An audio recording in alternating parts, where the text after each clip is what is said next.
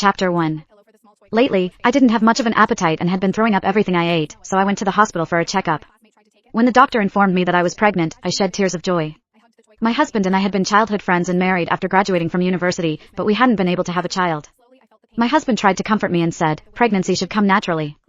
Maybe our baby is waiting for the right moment. Now, the right moment had finally arrived. Ma'am, you're already 4 months pregnant. The fetus is healthy, but you should still avoid any external impacts. With a gentle smile, I caressed my slightly protruding belly. It had already been 4 months. My periods had always been irregular, and when I gained weight around my waist, I had just thought it was due to me eating too much. At home, I could hardly hold back my excitement. I cooked a meal and planned to deliver it to my husband, while also personally sharing the good news with him. Carrying the lunchbox, I walked smoothly through the entrance of the Gates Group. As I was about to push open the door of my husband's office, a glamorous woman stopped me. What are you doing? Her tone was cold, and she scrutinized me unfriendly. I lifted the lunchbox for her to see and said, I'm here to deliver lunch to Simon. In front of others, I didn't like to directly call Simon my husband. She sighed in relief and said sarcastically, oh, so you're just a servant. I'm Lily, Mr. Gates's chief secretary. Give me the lunchbox. You can leave now. I shook my head. I'm not a servant.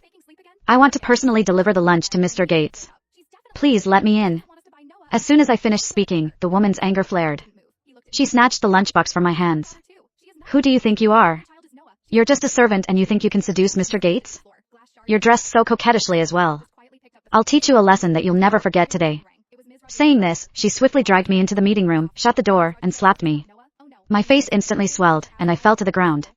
Before I could react, I was kicked on the head. The baby!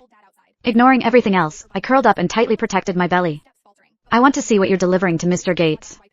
Lily would open the lunchbox and dumped its contents on my head.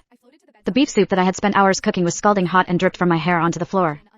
My scalp burned with pain. But I didn't dare change my position, afraid of harming the baby. Oh, there's also roast chicken. But you can forget about trying to please Mr. Gates with food like this. She grabbed my chin roughly, applying pressure to force my mouth open. If you like cooking so much, then why don't you have a taste of your own cooking? The roast chicken, dripping with grease, was slammed onto my face. My eyes and nose were immediately overwhelmed with a burning sensation, and I cried out in pain. Lily lightly clapped her hands and said with disgust, so gross and greasy, it almost ruined my new manicure. Looking down at me with contempt, she continued, do you really believe the saying that to win a man's heart, you should first win his stomach? With your status, why do you think you deserve Mr. Gates? I tried to explain but was interrupted by a coughing fit from the grease. The oil had choked me a little, which made it difficult for me to say anything. At that moment, there was a knock on the meeting room door. Lily, what's up with the noise inside?